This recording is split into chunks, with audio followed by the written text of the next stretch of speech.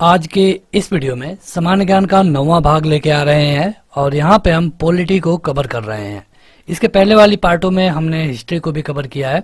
अगर आप चाहते हैं इस वीडियो का पीडीएफ डाउनलोड करना तो आप इस ऐप पे जाके डाउनलोड कर पाएंगे। इस ऐप का लिंक इस वीडियो के डिस्क्रिप्शन में और पहले कमेंट बॉक्स में मिल जाएगा। इस वीडियो को लाइक करने के साथ चैनल को जरूर सब्सक्राइब करें, उसके बाद बेल आइकन दबाएं, उसमें ऑल सेलेक्ट करें इसी तरह की बेहतरीन वीडियो सबसे पहले पाने के लिए। शुरू करते हैं। देखिए, इससे पहले वाले जो भी पार्ट है आप उनको देखने के बाद ही इसे देखिएगा। इससे क्या होगा कि आपको एक लाइन बाय लाइन जानकारी होती जाएगी। अगर आप इंग्लिश मीडियम वाले स्टूडेंट हैं तो ऐप पे जाकर आप इसको इंग्लिश में पढ़ पाएंगे। वहां पे आपको ये वन लाइनर सेक्शन वाले में मिल जाएगा। हिंदी वाले हैं तो आपको हिंदी में मिलेगा। क्वेश्चन है कि संविधान को 26 जनवरी के दिन लागू करने का निर्णय क्यों लिया गया था। तो देखिए, अगर आप देखेंगे तो 26 नवंबर 1949 इसी दिन संविधान के सारे काम को पूरा कर लिया गया था। अब ये सारा काम इतना हो गया था कि चाहे तो इसी दिन संविधान लागू कर दिया जाए, लेकिन फिर भी वेट किया गया लगभग 2 महीने का, यानी कि अगले साल, ये 1949 था, अगले साल 26 जनवरी 1950 का कहा गया कि हम अगले साल 26 जनवरी 1950 को स्वतंत्रता दिवस मनाएंगे, गणतंत्र दिवस मनाएंगे। हुआ क्या था कि कांग्रेस ने 1930 में 26 जनवरी को ही स्वतंत्रता दिवस मनाया था। 1930 में, मतलब कि 20 साल पहले। तो अब इस डेट को यादगार बनाने के लिए फिर से यहाँ पे 26 जनवरी का इंतजार किया गया। नहीं तो संविधान आप देखेंगे कि इसको अंगीकृत अधिनियमित कर लिया गया था 26 जनवरी 1949 को ही। संविधान, भारतीय संविधान को किसने अपनाया है? तो ये अपनाया है संविधान सभा ने। मतलब कि जो संविधान सभा के मेंबर थे ये लोग मिल करके संविधान को अपनाए और बाद में ये भारत के लिए लागू हुआ और ये सभी पे लागू होता है। भारत का संविधान अंगीकृत एवं अधिनियमित कब हुआ था, मतलब कब बन के तैयार हो गया? यह है 26 नवंबर 1949। भारत की संविधान सभा की अंतिम बैठक कब हुई थी? देखिए, यहाँ पे जैसे कि कुछ प्रेसिडेंट वाला काम बाकी रह गया था या फिर सुप्रीम कोर्ट में कुछ काम थे, इन सारे को देखने के लिए एक बार 24 जनवरी 1950 को बैठक हुई और ये निर्णय लिया गया कि अगले एक दिन के बाद, यानी कि 26 जनवरी को पूरी तरह से इसे गणतंत्र दिवस मनाया जाएगा। भीमराव अंबेडकर का संविधान सभा में निर्वाचन कहाँ से हुआ था? जैसे कि संविधान सभा में 400 से अधिक मेंबर थे और सभी लोग मिल करके संविधान बना रहे थे। इसको बनाने में 2 साल 11 माह और 18 दिन लगे थे। दरअसल होता क्या था कि 7 समितियां बनाई गई थी। हर समिति का काम अलग अलग था। कोई समिति कानून पे काम कर रही थी, तो कोई समिति राजस्व पे, तो कोई समिति शिक्षा पे। सबको अलग अलग चीजों पे कानून बनाने के लिए कहा गया। होता क्या था कि जब कोई भी कानून बन जाता था तो उसको सबके सामने रखा जाता था और सभी लोग उस पर बहस करते थे। जिसको जो भी संशोधन करवाना है वो कहता था। अगर किसी को लग रहा है कि हाँ ये करना है तो उसे किया जाता था। इसीलिए कुल मिला के लगभग 63 से 64 लाख रुपए भी लग गए और ये लगभग 2 साल 11 माह 18 दिन में बन के तैयार हुआ। तो यहाँ पे ये जो लोग चुन करके आए थे संविधान में, ये कहाँ से आए थे? तो ये चुन करके आए थे और भीमराव अंबेडकर बम्बई प्रेसिडेंसी से चुन करके आए थे। आगे बढ़ते हैं तो अगला है कि डॉक्टर भीमराव अंबेडकर का जन्म और मृत्यु कब हुई थी? देखिए, जन्म हुई थी 1891 में और मृत्यु हुई थी 1956 में। ये हमारे भारत के पहले कानून मंत्री भी बनाए गए थे। जन गण मन को भारत के राष्ट्रगान के रूप में अपनाया गया था कब? तो ये अपनाया गया 1950 में। चलिए क्वेश्चन पूछते हैं, कमेंट करके बताइएगा सभी लोग कमेंट बॉक्स में। जन गण मन को किसने लिखा है, किसके द्वारा ये लिखा गया है, यह आपसे क्वेश्चन होगा, कमेंट करके बताइएगा। भारत शासन द्वारा राजकीय चिन्ह, यानी कि जिसको हम स्टेट एम्बल कहते हैं, इसको अंगीकृत किया गया था कब? मतलब राजकीय चिन्ह को कब लिया गया? जैसे कि आप शेर देखते हैं, जो कि आप रुपए पर जिसको देख रहे थे पहले, तो ये है 26 जनवरी 1950 को। अब यहाँ पे देखिए, परीक्षा में पूछता है कि इसमें से सही कौन है बताइए, लेकिन यहाँ पे जो आपको दिख रहे हैं ये सारे सही हैं। तृतीय गोलमेज सम्मेलन के विचार विमर्श की परिणति भारत सरकार अधिनियम 1935 के पारित होने के रूप में हुई। अब देखिए, अगर हम बात करें लंदन की, तो वहां पे 3 राउंड टेबल कॉन्फ्रेंस हुए थे। राउंड टेबल कॉन्फ्रेंस, इसको राउंड टेबल इसलिए कहा गया क्योंकि वो लोग एक राउंड टेबल के साइड में सब लोग बैठते थे, तो इसे गोल मेज सम्मेलन कहा गया। गोल मेज सम्मेलन, ये 3 हुआ था, ये बहुत बार पूछा गया है, पहला, दूसरा और तीसरा। तीनों में डॉक्टर भीमराव अंबेडकर गए थे, तीनों सेशन में। लेकिन डॉक्टर भीमराव अंबेडकर उस समय का जो सबसे बड़ा दल था कांग्रेस, इसके प्रतिनिधि बन के नहीं गए थे।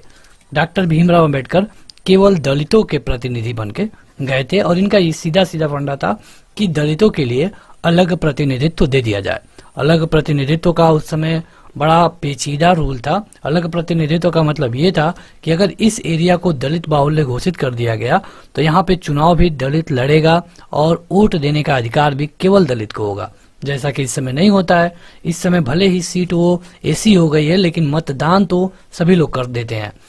तो जब पहले वाले राउंड टेबल कॉन्फ्रेंस में भीमराव अंबेडकर गए तो इन्होंने अपनी बात रखी और अंग्रेज की रूल उनका सीधा सीधा था कि बांटो और राज करो, तो अंग्रेजों ने इससे मान भी लिया। जब अगले राउंड टेबल कॉन्फ्रेंस में कांग्रेस को भी बुलाया गया, वैसे तो पहले में भी बुलाया गया था लेकिन कांग्रेस गई नहीं, दूसरे में महात्मा गांधी कांग्रेस की तरफ से जाते हैं। जब महात्मा गांधी गए तो भीमराव अंबेडकर से और महात्मा गांधी से यहीं पे बात बिगड़ गई। महात्मा गांधी ने कहा कि जैसे आप कह रहे हैं वैसे तो देश बट जाएगा, कहीं ब्राह्मण हो गए, कहीं दलित हो गए, कहीं ओबीसी हो गए। महात्मा गांधी ने इसका विरोध किया और महात्मा गांधी उस राउंड टेबल कॉन्फ्रेंस को छोड़ करके इंडिया चले आए। ये बात है लगभग 1932 की। 1932-31 में जब महात्मा गांधी इंडिया चले आए तो अंग्रेजों को ये लगा कि इसने हमारी इज्जत नहीं की, ये हमको सिस्टम को बीच में छोड़ के चला आया है। इनको पुणे के यरवदा जेल में बंद कर दिया गया। जब सेशन खत्म हुआ तो डॉक्टर भीमराव अंबेडकर भारत आए और जेल में ही जाकर महात्मा गांधी से मिले, जिसे हम पूना पैक्ट के नाम से जानते हैं। पूना पैक्ट 1932 में पूना पैक्ट हुआ था और इस पूना पैक्ट में महात्मा गांधी ने डॉक्टर भीमराव अंबेडकर को समझाया कि इस तरह अलग अलग होने से कोई फायदा नहीं है, अगर रिजर्वेशन पे बात बनती है तो ये सही होगा, जैसे कि आज आप देख रहे हैं। महात्मा गांधी ने उसी समय एक नया शब्द दिया, जो उस समय अछूत थे, दलित थे, उनको एक नया नाम दिया गया और ये था हरिजन। गांधी जी उस समय एक हरिजन पत्रिका भी शुरू किए थे। कई बार पूछा गया है कि हरिजन पत्रिका को किसने शुरू किया, तो ये थे गांधी जी। एक तीसरी राउंड टेबल कॉन्फ्रेंस में हुई जिसमें भी कांग्रेस का कोई प्रतिनिधि नहीं गया और इसी में बात हुई थी 1935 के बारे में। ये करीब 1932 में खत्म हुआ तो 1935 में इसका ध्यान रखा गया। अगला है कि भारत सरकार अधिनियम 1935 ने ब्रिटिश सरकार के सूबों और भारतीय रियासतों के एक संघ पर आधारित ऑल इंडिया फेडरेशन के गठन का बंद किया है। बिल्कुल सही है, ये दोनों 1935 से रिलेट करते हैं। यहाँ पे देखिए एक कथन है, एक कारण है। परीक्षा में पूछा जाता है कि बताइए कौन सही है या फिर दोनों सही है, दोनों गलत है, कोई एक सही है तो बताइए कि उसका सही स्पष्टीकरण दे रहा है कि नहीं। कथन है कि भारत का संविधान देश की आवश्यकताओं की पूर्ति करता है। कारण है कि इसको एक गृहीत संविधान कहा जाता है। देखिए भारत का संविधान देश की आवश्यकताओं की पूर्ति के लिए ही बनाया गया था और ये पूर्ति करता है। जहां पर भी कहीं जरूरत पड़ता है हम नया कानून बना लेते हैं। इसको एक गृहीत संविधान कहा जाता है। ये भी बिल्कुल सही है, लेकिन ये इसके बारे में नहीं है। ये कथन अलग है जो कि सही है, ये कथन अलग है जो कि सही है। संविधान सभा में वयस्क मताधिकार को 15 वर्ष के लिए स्थगित करने की बात की थी कौन? तो ये थे मौलाना आजाद। मौलाना आजाद ने कहा था कि वयस्क मताधिकार को 15 साल के लिए स्थगित कर दिया जाए, मतलब कि वयस्क लोग मतदान ना करें। बाद में 15 साल के बाद में सबको जोड़ा जाएगा। हालांकि पूरी तरह से ये हो नहीं पाया। हालांकि आप देखेंगे कि 1989 तक, ईयर याद रखिए, ईयर काफी महत्वपूर्ण है, 21 साल से अधिक उम्र वाले ही मतदान कर पाते थे। 21 साल 1889 के बाद 18 साल किया गया, मतलब कि अगर आप 18 साल पार हैं तो आप मतदान कर सकते हैं। अगला है कि भारत की स्वतंत्रता के बाद भारतीय राष्ट्रीय कांग्रेस को एक राजनीतिक दल के रूप में भंग कर दिया जाना चाहिए। यह सुझाव किसने दिया था? यह कहा गया था महात्मा गांधी के द्वारा। यह सुझाव था, हालांकि उसे नहीं माना गया। अगला है कि अपनी राष्ट्रवादी प्रतिक्रिया में भारतीय संविधान के निर्माताओं ने अल्पसंख्यकों के हितों तथा भावनाओं के महत्व को कम करके आंका है। यह कथन किसका है? मतलब कि जब अंग्रेजों को लगा कि अब ये संविधान बना रहे हैं, बना लेंगे, तो अंग्रेजों ने क्या किया कि यहाँ पे तोड़ना फोड़ना शुरू किया। उनका ये था कि अब तोड़ो। वैसे तो जब संविधान बन रहा था तो पाकिस्तान बनाया जा चुका था। पाकिस्तान के लोग अपना संविधान बना रहे थे, भारत के लोग अपना संविधान बना रहे थे। अब जो मुस्लिम्स या फिर हिंदू जो पाकिस्तान में चले गए, मुस्लिम्स जो कि भारत में रह गए उनको अल्पसंख्यक कहा गया, उनकी संख्या कम थी, उनको अल्पसंख्यक कहा गया। तो इनको भड़काने के लिए, चाहे पाकिस्तान हो चाहे भारत हो, अंग्रेजों ने एक नए नए फंडा देना शुरू किया और ये कहा गया था आइवर जेनिंग के द्वारा। संविधान सभा कांग्रेस थी और कांग्रेस भारत था, यह कहा गया था किसके द्वारा? तो ऑस्टिन के द्वारा। भारतीय संविधान सभा में कुल कितनी महिलाएं सदस्य थी? तो ये थी 45। अगला है कि सही कथन है कि भारतीय संविधान में 9वीं, 10वीं, 11वीं और 12वीं अनुसूचियों को संविधान संशोधन के अधिनियम के द्वारा जोड़ा गया। तो देखिए वहां पे केवल 8वीं अनुसूची थी, बाद में जहां पे जरूरत होती है, और अगर बात करें 9वां, 10वां, 11वां, 12वां का, तो इनको बाद में ही जोड़ा गया है। एक क्वेश्चन आप कमेंट करके बताइए, हम संविधान संशोधन करते हैं किस आर्टिकल के थ्रू? कौन से आर्टिकल में कहा गया है कि आप संविधान को संशोधन कर सकते हैं? हिंट दे तो 360 और 370 के बीच में है, इसी के बीच में है। कमेंट करके बताइएगा सभी लोग जिनको पता है। भारत के संविधान में उद्देशिका का विचार लिया गया है कहां से? ये लिया गया है यूएसए यानी कि अमेरिका से। भारतीय राजनीतिक व्यवस्था में सर्वोच्च कौन है? तो भारत में सर्वोच्च है संविधान।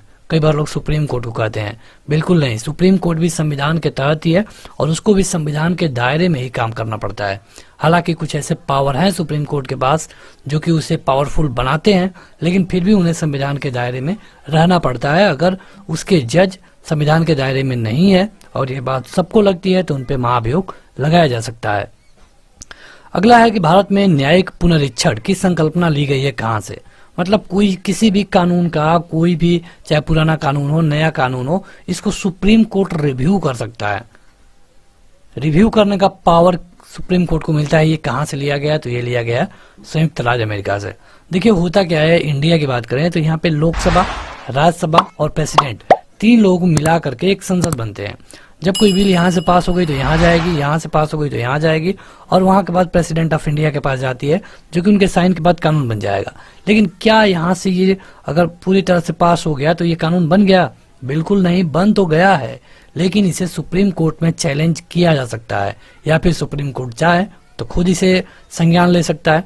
अगर संज्ञान लेने में सुप्रीम कोर्ट को लगा कि ये सही नहीं है तो सुप्रीम कोर्ट इसे रद्द कर देगा। यहाँ पे आपके लोकसभा के 550 और राज्यसभा के 250 इतने मेंबरों का जो पावर है कहीं ना कहीं सुप्रीम कोर्ट के सामने फेल हो जाता है, और यही है न्यायिक पुनरीक्षण की प्रक्रिया। एक बताते हैं, एक इसी तरह मामला आया था जब जजों की जो नियुक्ति होती है कोलोजियम के द्वारा सुप्रीम कोर्ट में, उसमें दरअसल होता क्या है कि कहा जाता है कि जो जज होते हैं अपने रिश्तेदारों को ऊपर प्रमोट कर देते हैं। कितनी सच्चाई है कितनी नहीं, वहां पे हम नहीं जाएंगे। हालांकि ये बात कहीं ना कहीं कई जजों के द्वारा भी कही गई है। तो इसे खत्म करने के लिए, इस कोलोजियम सिस्टम को खत्म करने के लिए एक बार लोकसभा से इस बिल को पास कराया गया, फिर राज्यसभा से इस बिल को पास कराया गया, फिर प्रेसिडेंट के साइन भी हो गए। जब ये कानून बन गया था तो सुप्रीम कोर्ट के 15 जज एक साथ बैठे और 15 जजों ने लगभग इसमें से अधिकतर, मतलब कि एक सर्वसम्मति से कहा जाए तो अधिकतर जजों ने इसके खिलाफ दिया, और ये जो इतनी बड़ी झंझट थी लोकसभा, राज्यसभा, प्रेसिडेंट, इसको कैंसिल कर दिया गया। मतलब आज भी सुप्रीम कोर्ट में कोलोजियम सिस्टम ही चलता है, जिसमें जैसे कि किसी जज की नियुक्ति करनी है तो उसमें एक मुख्य न्यायाधीश रहेंगे, 2-3 वरिष्ठ रहेंगे, ये लोग पहले एक व्यक्ति का नाम चुनेंगे। मतलब इसके लिए भी रूल्स हैं कि उनको 10 साल तक हाई कोर्ट में रहना चाहिए, या फिर वकील हो या फिर जज हो। फिर उसको भेजा जाता है भारत सरकार के पास। भारत सरकार इसे इनकी जांच करवाती है, मतलब देखती है कि इनका बैकग्राउंड क्या है, मतलब कि कहीं इनके बारे में कोई गड़बड़ी नहीं है। तो इसके बाद से इसे मतलब एक्सेप्ट करने के बाद ही वो जज बन पाते हैं। अगला है कि भारत की संघटनात्मक व्यवस्था संबंधित है। संघटनात्मक का क्या मतलब है? जैसे कि हमारे यहाँ पूरा एक देश है और इसमें स्टेट है छोटे छोटे 28, तो यहाँ पे एक सेंट्रल है, लेकिन जो पावरफुल है ये सेंटर है, ज्यादा पावर है इसके पास। ये सिस्टम लिया गया है कनाडा से। कनाडा की राजधानी कहाँ है? क्या आप कमेंट करके बता पाएंगे? हिंट चाहिए तो इसकी राजधानी शुरू होता है ओ से। अब बताइए कनाडा की राजधानी। जो लोग अभी तक लाइक नहीं किए हैं वो जरूर लाइक कर दें, और ऐप तो जरूर डाउनलोड करिए, जिसका लिंक वीडियो के डिस्क्रिप्शन में मिल जाएगा। भारत के संविधान के अंतर्गत आर्थिक योजना का विषय क्या है? तो यह है समवर्ती सूची में। देखिए 3 तरह की सूची बनाई गई थी। एक सूची जिसमें केंद्र और राज्य दोनों कानून बना सकते हैं, एक सूची ऐसी जिस पर केवल स्टेट कानून बनाएगा और एक सूची ऐसी जिस पे केवल सेंट्रल गवर्नमेंट सूची बनाएगी। समवर्ती कहा गया है जिस पे दोनों सूची कानून बना सकते हैं और यह है आर्थिक योजना भारत का। आगे बढ़ते हैं तो अगला है कि भारतीय संसदीय प्रणाली ब्रिटिश प्रणाली से भिन्न है। कहाँ पे? तो यहाँ पे है न्यायिक पुनर्विलोकन, मतलब कि हम जुडिशियल रिव्यू की बात कर रहे थे। अब यहाँ पे देखिए सुमेलित है, नागरिकता के बारे में किस भाग में बताया गया है? ये संविधान के भाग दूसरे में है। यहाँ पे अनुच्छेद की बात करें तो 5 से 11 है, ये भी आप जरूर याद रखिए, इसमें नागरिकता के बारे में बात की गई है। मौलिक अधिकार के बारे में बताया गया है भाग तीसरे में और यह है 12 से 35। राज्य के बारे में बताया गया है भाग चौथे में और यह है 36 से 51। तो ये आप जो आर्टिकल्स हैं ये काफी महत्वपूर्ण है, अगर आप देखेंगे 1 से 50 तक के तो ये तो आपको पता ही होना चाहिए। भारतीय संविधान को विभाजित किया जाता है 22 भागों में, वर्तमान गणना के अनुसार 25 भाग है। नागरिकता से संबंधित प्रावधान संविधान जिस भाग में लिया गया है वो कौन है? तो नागरिकता वाला अभी हमने देखा, किसमें है? भाग 2 में। आगे बढ़ते हैं तो अगला है कि सही सुमेलित क्रम इस प्रकार है, मतलब कि नए राज्यों का गठन किस संविधान अनुच्छेद में दिया गया है? यह है आर्टिकल 3। नागरिकता के बारे में संविधान के भाग दूसरे में है। मौलिक अधिकार में जो मौलिक अधिकार के बारे में की गई है भाग तीसरे में है, 12 से 35। ये आर्टिकल है और ये यहाँ पे देखिए आर्टिकल है और ये भाग है, तो आप इनमें कंफ्यूज मत होइएगा। प्रशासनिक अधिकरण की स्थापना भारतीय संविधान का अनुच्छेद 323A में है। सही सुमेलन इस प्रकार है, जैसे कि अनुच्छेद के बारे में बात की गई है, जैसे कि आप देखते थे कि 370 जम्मू एंड कश्मीर के बारे में था जो कि रिमूव कर दिया गया। कब? 5 अगस्त 2019 को। डेट याद रखिए, आगे क्या होगा ये नहीं पता। देखिए नागालैंड में है 371 क, असम में है 371 ख, मणिपुर में है 371 ग और उसी तरह आंध्र प्रदेश में 371 का पहला है। आगे बढ़ते हैं तो अगला है कि हमारे संविधान का वह भाग जिसमें 3 सोपानों में पंचायतें बनाने की संकल्पना की गई है। 3 सोपान क्या होता है? 3 लेयर। जैसे कि आप ग्राम के लेवल पे एक प्रधान जी को देखते हैं, यहीं पे एक ब्लॉक होता है, ब्लॉक के लेवल पे एक ब्लॉक प्रमुख को देखते हैं और यहीं पे एक जिला होता है, जिला के लेवल पे जिला पंचायत प्रमुख को देखते हैं। तो ये पहला, दूसरा और 3 लेवल हो गए ना। तीनों लोगों का काम एक ही है, गांव का विकास करना। बस सबका जो गांव प्रधान जी हैं तो इनका मतलब कि जो एरिया है वो गांव तक है, ब्लॉक वाले का पूरे ब्लॉक में है और जिला वाले का पूरे जिला में है। तो यहाँ पे ये 3 चरणों में मतलब ग्राम, ब्लॉक और जिला बनाने की संकल्पना भाग 9 में से की गई है। संघ और राज्यों के बीच विधायी संबंध के बारे में उल्लेख किया गया है भाग 11 के अध्याय नंबर 1 में, मतलब कि राज्य और सेंट्रल में दोनों के बीच में संबंध कैसा होगा। भारतीय संविधान की अनुसूचियों में से वह अनुसूची कौन है जो राज्य के नामों की सूची तथा उनके राज्य क्षेत्र का ब्यौरा देती है? ये है पहली।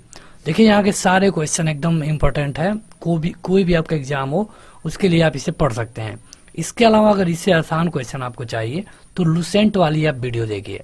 अगर आप इंग्लिश वाले स्टूडेंट हैं तो ऐप पे जाइए और उसे इंग्लिश में पढ़ लीजिए।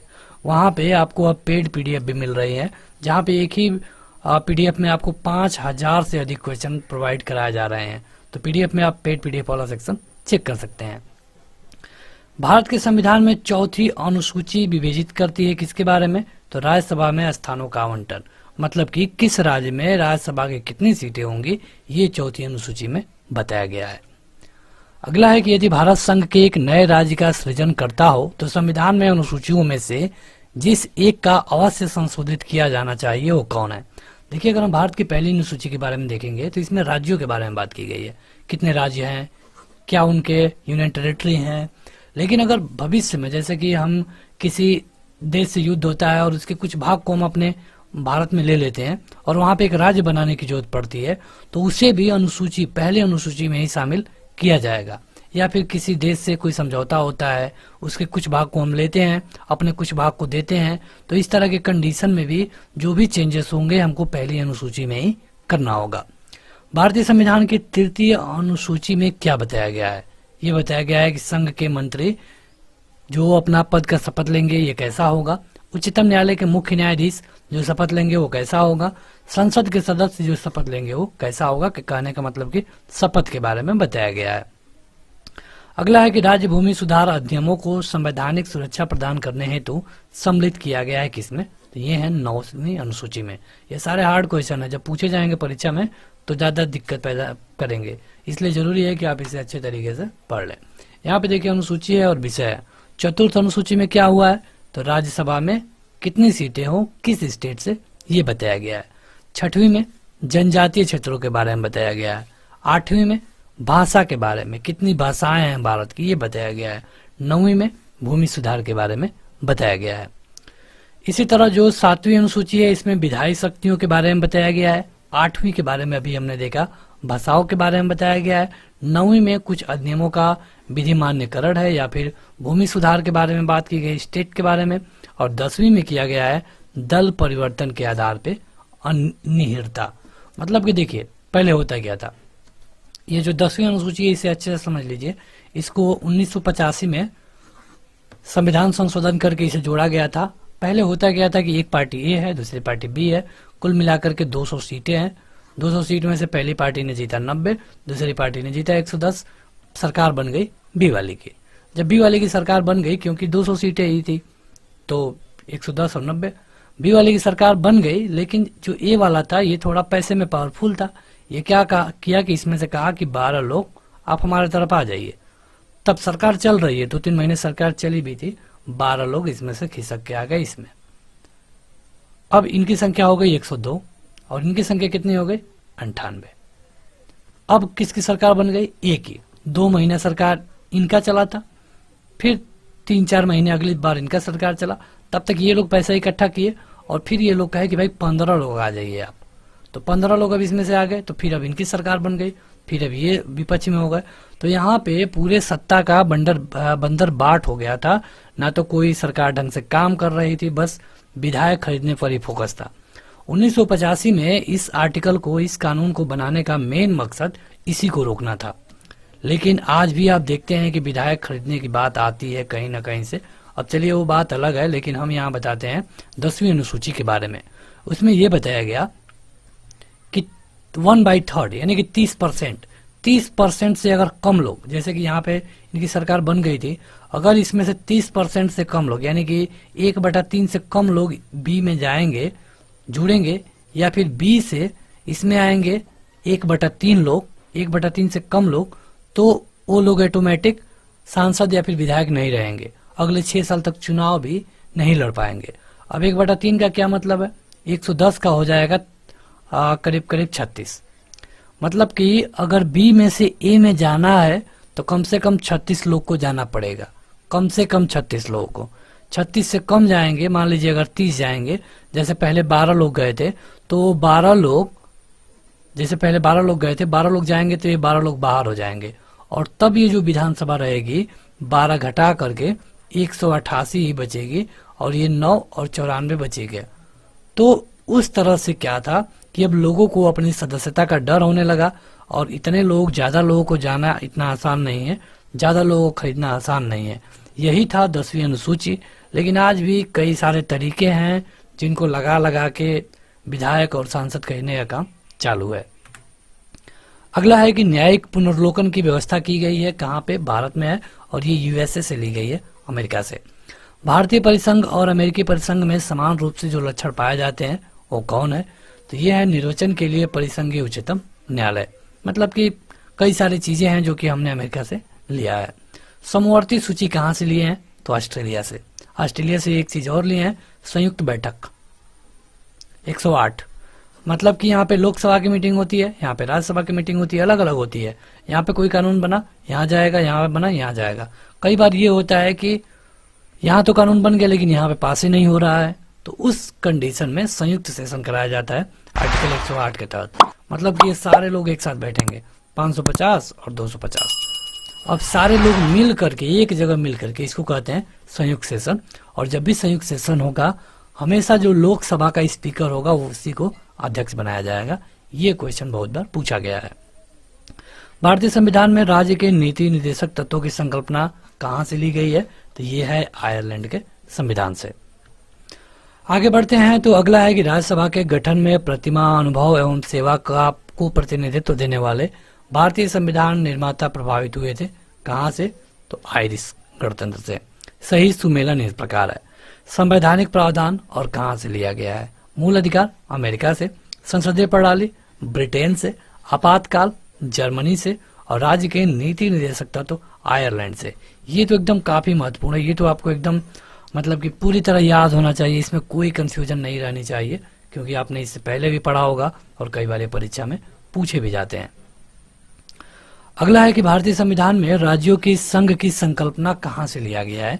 ये ब्रिटिश और नॉर्थ अमेरिका अधिनियम से लिया गया है। सही सुमेलित इस प्रकार है। विधि का हमने मतलब कानून, जो संसद है, डीएन है, ये सारा जो रूल करने का सिस्टम हमने कहां से लिया है? इंग्लैंड से। कानून बनाने की प्रक्रिया जापान से। राष्ट्रपति के विचार हेतु राज्यपाल का विधेयक सुरक्षित रखना कनाडा से। उभयनिष्ठ सूची मतलब समवर्ती सूची ऑस्ट्रेलिया से। मंत्रिमंडल सरकार ब्रिटेन से और केंद्र राज्य संबंध कनाडा से। ये कहां से लिए हैं? जो कि पिछले पेज पे था, आपने देखा अभी। तो ये सारे आपको एकदम बिल्कुल याद होना चाहिए। आप चाहें तो पीडीएफ डाउनलोड करिए, अगर हिंदी में पढ़ना चाहते हैं तो ऑनलाइनर में जाइए, ऐप पे आपको सब कुछ मिल जाएगा, ऐप पे आपको सारा चीज मिलेगा। अगला है कि भारत राज्यों का संघ है तथा संघ में अधिक शक्ति निहित होती है। ये कनाडा से लिया गया है। मौलिक कर्तव्य कहां से लिया गया है? रूस से, लेकिन उस समय उसको सोवियत संघ कहा जाता था, यूएसएसआर बोला जाता था। भारत का संविधान सबसे अधिक लंबा हो गया है, तो सही है, लंबा तो है ही।